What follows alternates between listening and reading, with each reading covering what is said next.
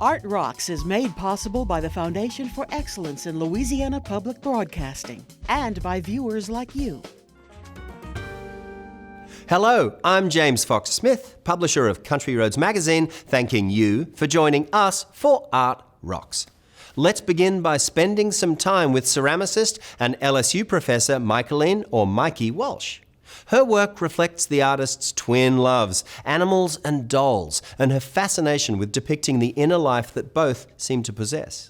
While you'll find Mikey Walsh's work in public spaces like Baton Rouge's Our Lady of the Lake Children's Hospital and Chimp Haven near Shreveport, the artist also enjoys creating objects for everyday use.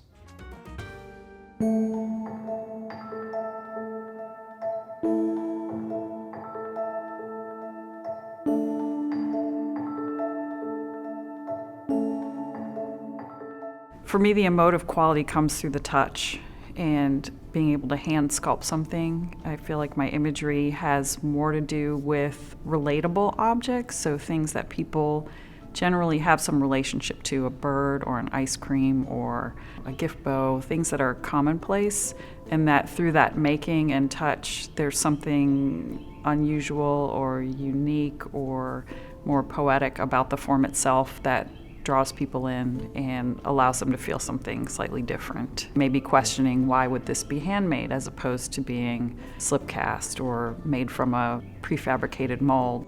For clay, there's such a range of possibility. Not that other mediums don't provide that, but I feel like what I've found in clay is both high touch. It's tactile, I can touch it, I can sculpt with basically starting with a lump, which people have done throughout time. But it also provides the ability to say something new in a long cultural continuum. For me, the containment has more to do with that spiritual or psychological or emotional realm. So the idea of a sculpture or a form as a container for something ephemeral. The small form, there's a relationship, and maybe it relates to toys or dolls or objects for the table, or it has some bodily or domestic association. And I find through making a lot of small forms, what I can do is compose with them. So the idea of moving objects around in relationship to one another is fun for me in the way that maybe words would do that for a poet. I feel like images are a way to do that. So for instance, putting an ice cream cone with a bird, it starts to play some sort of new symbolism. And I think by working small, there's a greater ability to do that. American Dream is a wall meant to resemble the ice cream cones that you might get at Disney World, which to me is this sort of iconic American experience or a slice of Americana that's commonplace and recognizable. I thought to myself, why are they all just white? And so I wanted to kind of make a range of tones that might represent just what any child going to Disney World might find and might relate to. So they were meant to sort of be, literally, they are a blend. I start with a very, very dark clay, and as I cast each one, I'm re-adding amounts of either a lighter tone clay or a white clay, and that range begins to lighten as each one is cast. So there is a conceptual level to that, but it's also very readable, very accessible. And then all of them have the same kind of chocolate dipped ice cream quality to them. The popsicles gave me a chance, sort of a blank slate, to work with color dynamically and figure out different patterns and things that people who work 2D get to do on a flat surface, I was doing on a three-dimensional surface. The work that I feel the most strongly about is having work that might go in a specific place. I felt really pleased with the outcome of the Our Lady of the Lake Children's Hospital, in part because I felt like it was a culmination of imagery I've been working with for a long time, and yet it was placed in a new way. And it was also working with someone and working with a client really closely to really figure something out that would work well for children, for adults, for a long time.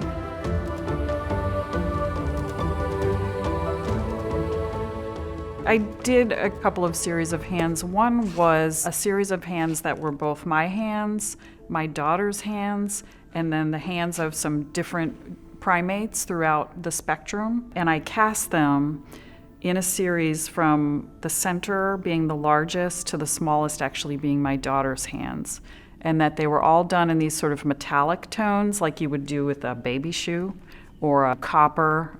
They were meant to be a sort of metallic tone. It was called Kin and Kind.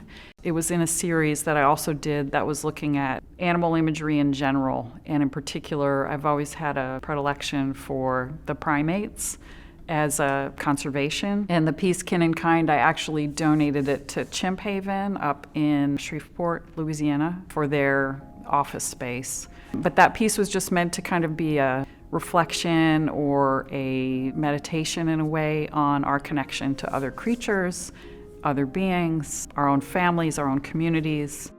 It's a little bit haunting too, because I think there's a sense of conservation and what is not happening in terms of connection and preservation. The gift bows were all handmade. I constructed them using sort of ribbons of clay. They're glazed. It was a way to sort of generate gratitude, and people could come and choose a bow to then take home with them. And some of the bows were sold, and all the money went to benefit the Baton Rouge Gallery. So it was sort of a way to give back. And also the gift bow image is such a universal, simple, strong image of gift and generosity. My glaze palette is very intentional most of the time. Sometimes there are happy accidents, but I feel like color and the use of color is a way to kind of evoke joy and a sense of celebration with some of the forms, while the subject matter might be a little bit on the more challenging side. So I think sometimes color is a way to pull people in. I do develop my own glazes, and then I use some commercial glazes. It's a bit of a play between bought things and things that have been made in my studio. But I feel like color is also a way to bring out sort of the painter in me. I really enjoy color theory and color design, and I think it's a way to just play with some of those optics within the work. I see my work as having more of a universal appeal, so that children relate to it, teenagers, adults. It's a tough territory to try to appeal on a universal level, but I feel like when I find a symbol, such as an ice cream cone, it has relatability to a lot of people.